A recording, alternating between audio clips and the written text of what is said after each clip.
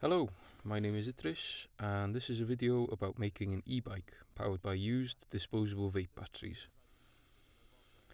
But first, before we get onto that, we have to discuss where the minerals for these vape batteries come from. I wrote an essay, linked in the description, about environmental and social harms embedded in the production and disposal of disposable vapes.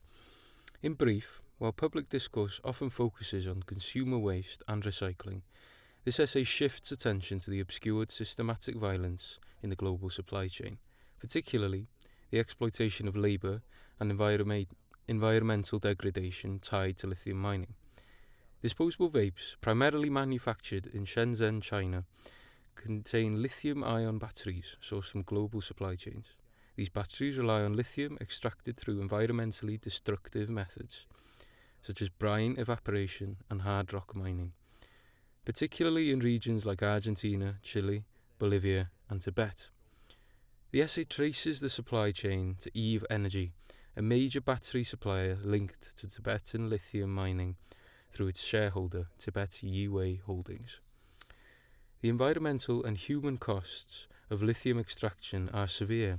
In Tibet, mining operations have led to poisoned rivers and mass fish deaths, sparking protests from local communities. These events exemplify Rob Nixon's environmentalism of the poor, where marginalised groups resist ecological destruction. The Chinese state's framing of Tibet as a resource frontier justifies extractive practices under the guise of green energy, while silencing local voices and bypassing environmental impact assessments. The essay draws on Anna Singh's concept of the resource frontier to highlight how extractivism transforms ecologies and social structures into zones of exploitation. The Minyak Lagang lithium mine protest is presented as a case study of grassroots resistance against corporate and state violence. Despite legal frameworks mandating environmental assessments and public participation, these are often ignored, leaving communities vulnerable to long-term harm. On the consumer end, the UK's upcoming ban on disposable vapes reflects growing concern over their environmental impact. However, this concern is largely limited to waste management and public health, ignoring the upstream violence of production. Only a fraction of vape producers comply with recycling regulations, and discarded vapes contribute to fires, pollution, and the loss of critical resources like lithium. Moreover, disposable vapes pose direct health risks. Many contain toxic metals and carcinogenic chemicals, often exceeding safe exposure levels. These products are aggressively marketed to youth, disguising their dangers behind colourful designs and sweet flavours. Far from being a benign alternative to smoking, they are harmful consumer artefacts that perpetuate extractive capitalism. In conclusion, disposable vapes are not merely wasteful gadgets, but symbols of systematic harm. Their production and disposal involve dispersed, delayed violence that affects both producers and consumers. Now, we move to creating the bike. First, a warning. You must not use lithium batteries at home and without proper supervision.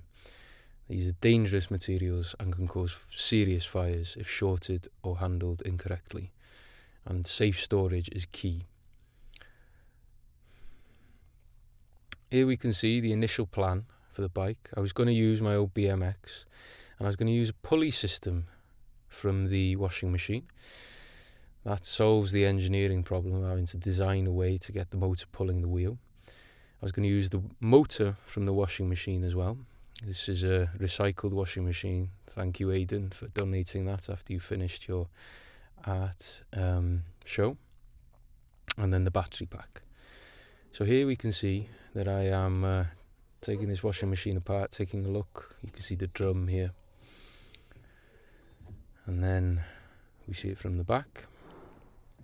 And that's the pulley system I'm talking about. So the initial idea was to have that mounted to the back wheel of the BMX.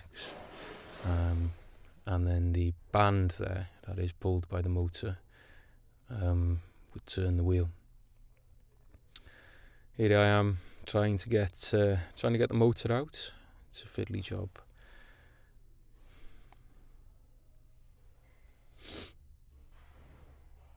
Stuck quite well onto this machine.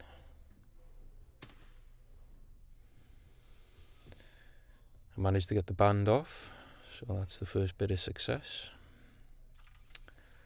And now comes the tedious task of removing the motor. It's very heavy, this.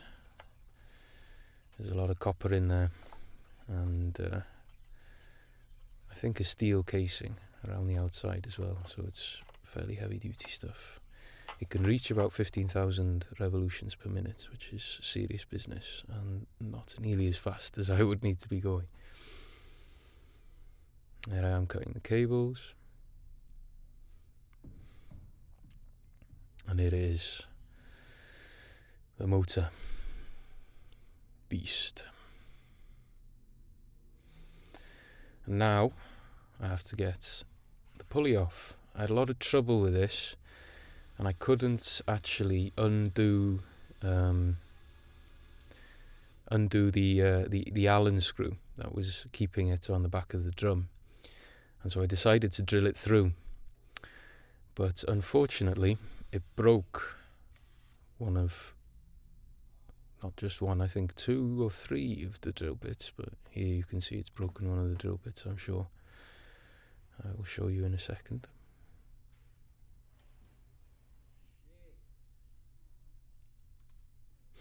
Struggling to get it out there. There it is, broken drill bit. And so I borrowed a mate's more heavy duty drill because it wasn't really doing the job. And finally I managed to get the pulley off. So there we go. Here we can see disassembled vapes. And here I am disassembling them. Taking their constituent parts away, the pressure sensor, the tank. I'm wearing gloves obviously because the liquid in the tank is very nasty. Taking the casings away as well, and the wiring, and then putting them in a plastic lined metal box so as they don't cause any fires. Here is a charging circuit from the Pi Hut, and this is important if you are charging the batteries so they don't charge too quickly. And they don't overcharge.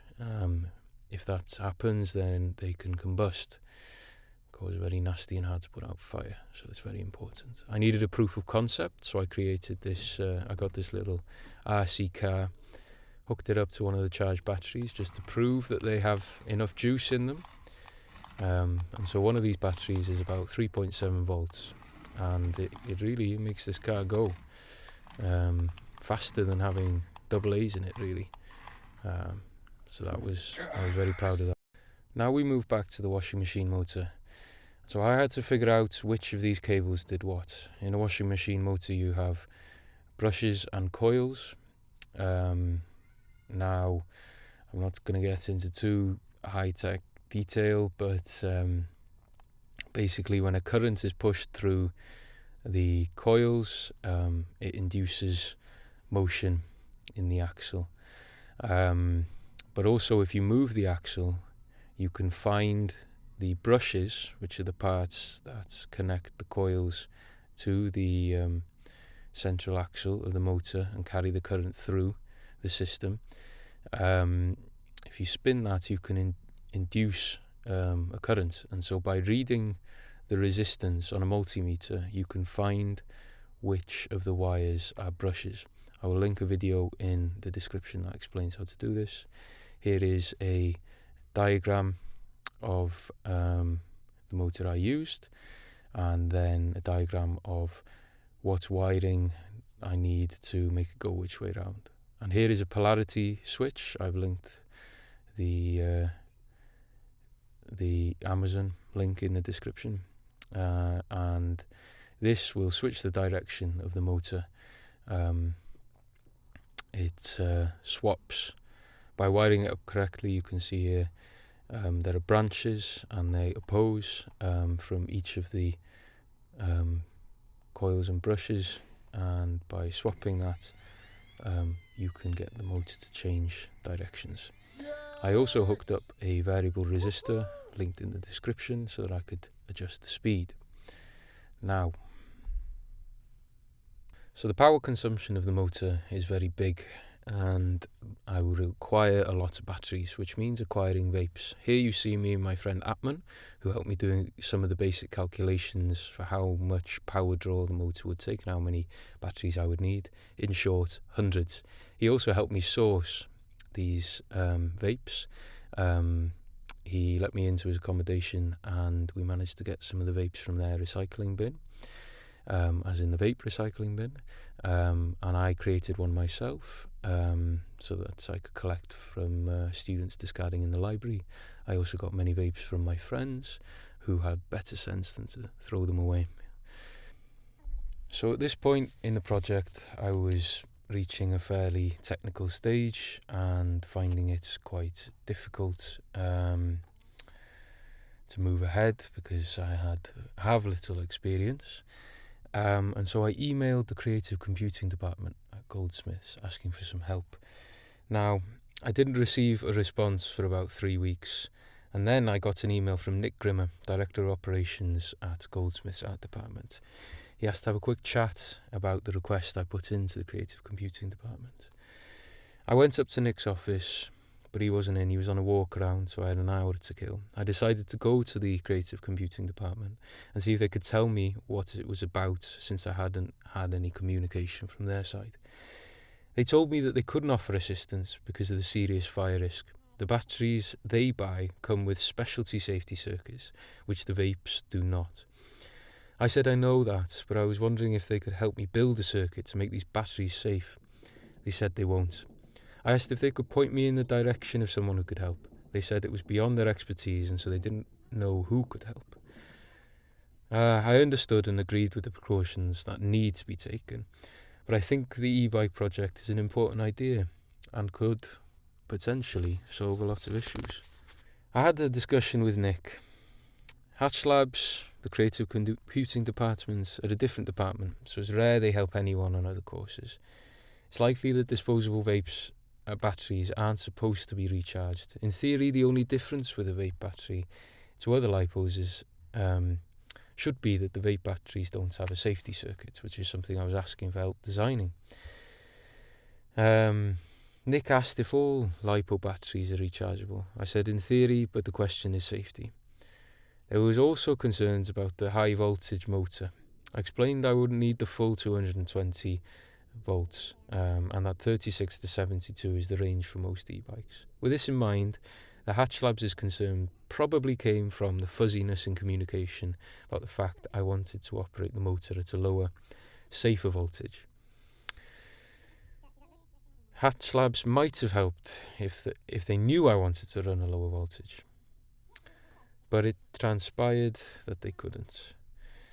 After about a fortnight, I had another discussion with Nick, who had gone back to Hatch Labs with this information to see if there was any way to move forward or if they knew any avenues I could go down to seek some help.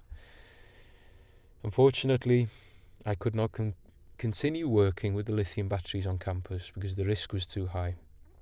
The technical details of producing the battery are beyond Rob and the Hatch Labs team.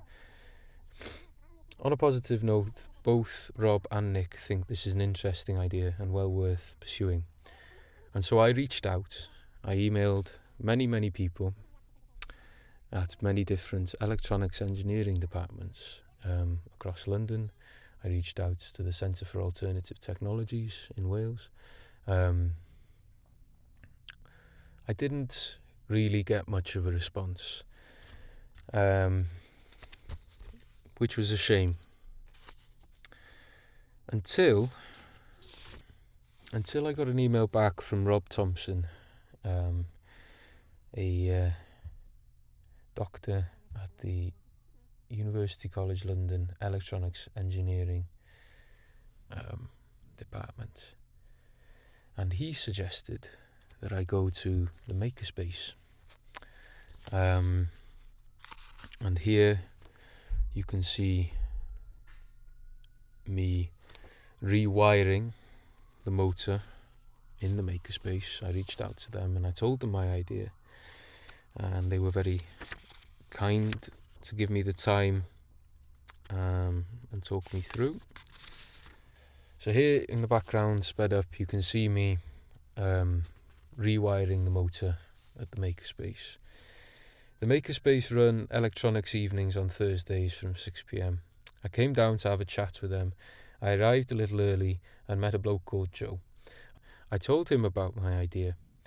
He said the batteries have a bad reputation. It's unlikely I can work with them in the makerspace. He told me to research whether this, creating a safe battery for the bike, is a problem fixable with technology. How many recharge cycles will the battery cells last for? I said from the projects on the internet, about 300. I've linked one example in the description. He said I should aim to build a smart system that recognises when a cell is about to fail and turns it off. I should do a deep dive into why some lithium batteries work and some don't, why some are expensive and some aren't, and if they can be monitored to check if a cell is about to fail. He also told me a bucket of sand is the best thing to put out a metal fire. Joe told me to talk to Nee, the resident electronics whiz. If I could get him passionate about the project, then I might be able to move ahead. So Nee came in and I talked to him. He reckoned I'd have to have a fair few cells in parallel and have packs of these to make up sufficient voltage to run the motor. He showed me a balancing circuit that I would need, this is also linked in the description, to make sure that these packs could charge and balance at the same stable voltage together to avoid any unpleasant outcomes.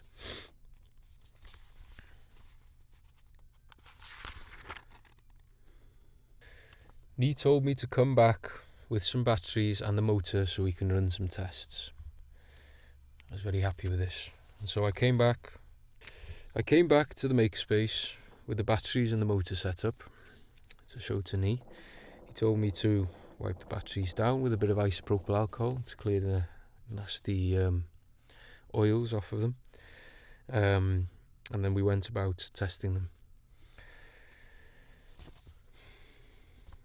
According to Joe, I did a very bad and dangerous job of wiring the motor, so we had to wire it again.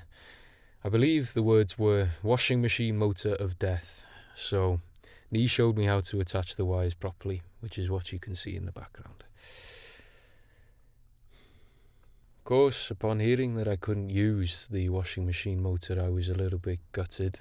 I'd wanted to recycle, I wanted to reuse, the disused washing machine. So I was feeling a little bit dejected and trying to think about a way of powering this thing. And then I had an idea. Suddenly, those Lime bikes started to look quite alluring. So I put a little scheme together.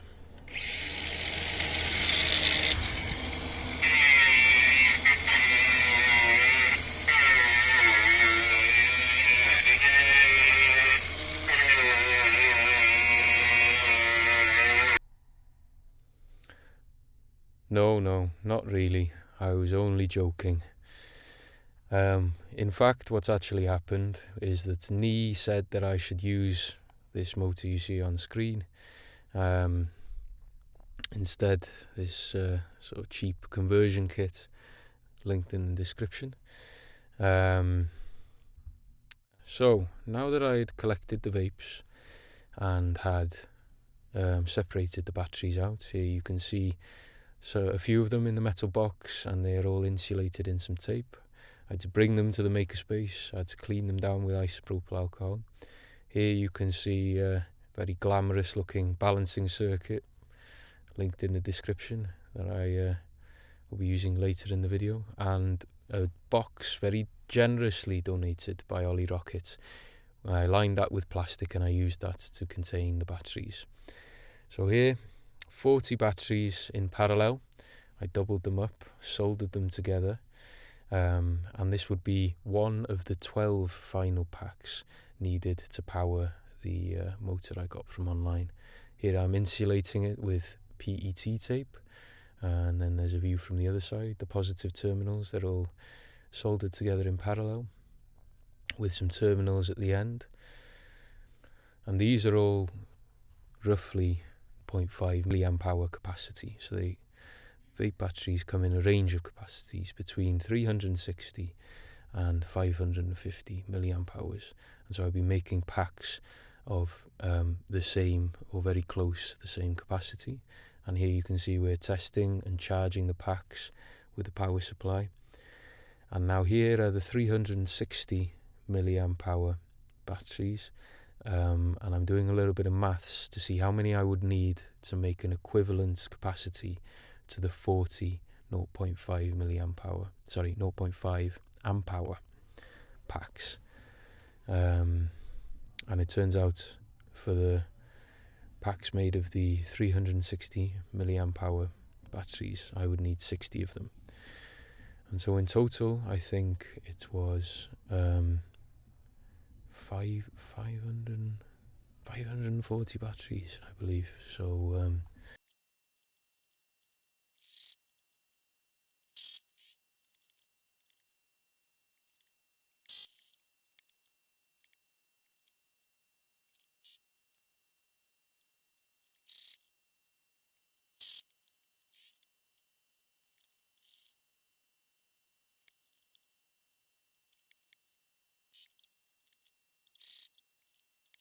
here you can see that the parts for the motor have arrived. I'm showing off a bracket here. I had to make some aluminium fastenings because they didn't come with them to hold it to the rear triangle of the bicycle. Here are all the components. Now I was taking the rear wheel apart, and I realised while I was taking the cassette off, I realised what I needed is a screw-on freewheel hub and not the cassette hub. So I had to go out and get a new rear wheel that had a screw-on single-speed freewheel, because the kit, as you'll see in a moment, has a 2 freewheel system.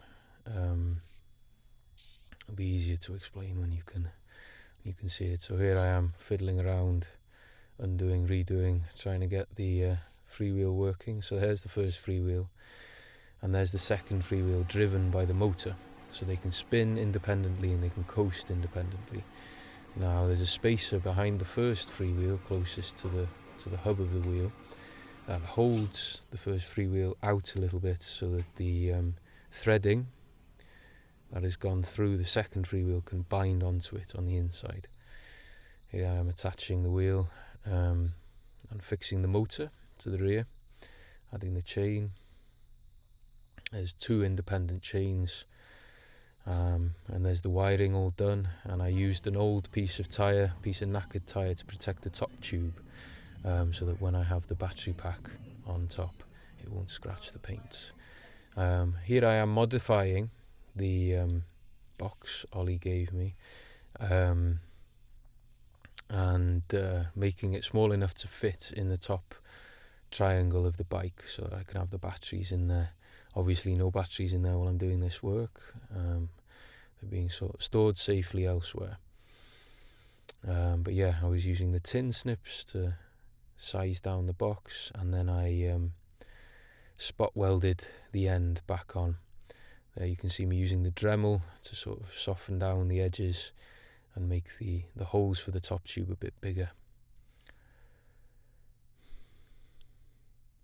Now, here we're testing the motor with a power supply, so straight from the wall, and it's working alright. Got the accelerator going, all the wiring's correct. Feeling quite happy with ourselves at this point. Yeah, it's got fuck all Testing power. the torque out, testing the voltage. So there we go, it's promising stuff now. Things seem to be coming together.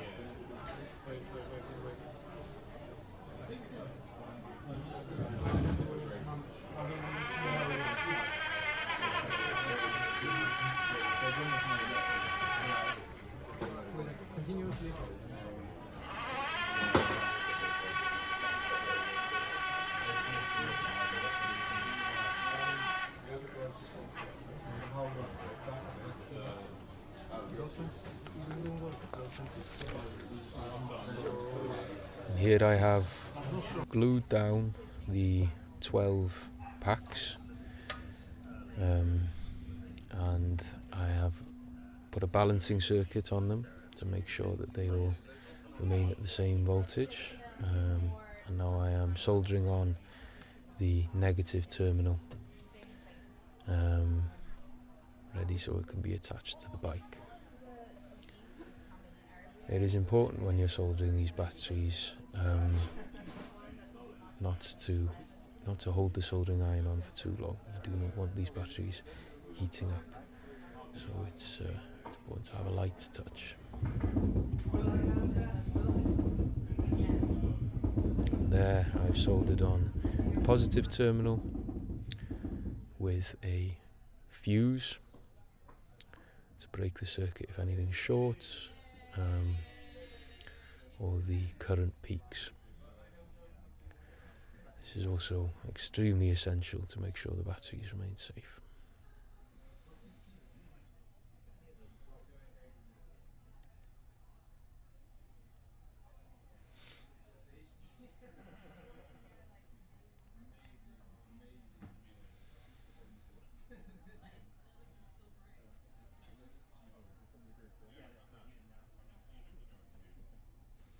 And here we are installing the battery pack. It was a bit of a squeeze. We got it in the end, and you can see how the toolbox clasps over the top tube there. And then I will lock it in place with a padlock to make sure it doesn't go anywhere. And tie it down so it doesn't shake around while I'm riding. It's important to hold these batteries steady and to protect them in this metal and plastic box. There we are. That was a tough one, but we got it to fit eventually. Bit of elbow grease. Now hooking up the connections. Knees helping me.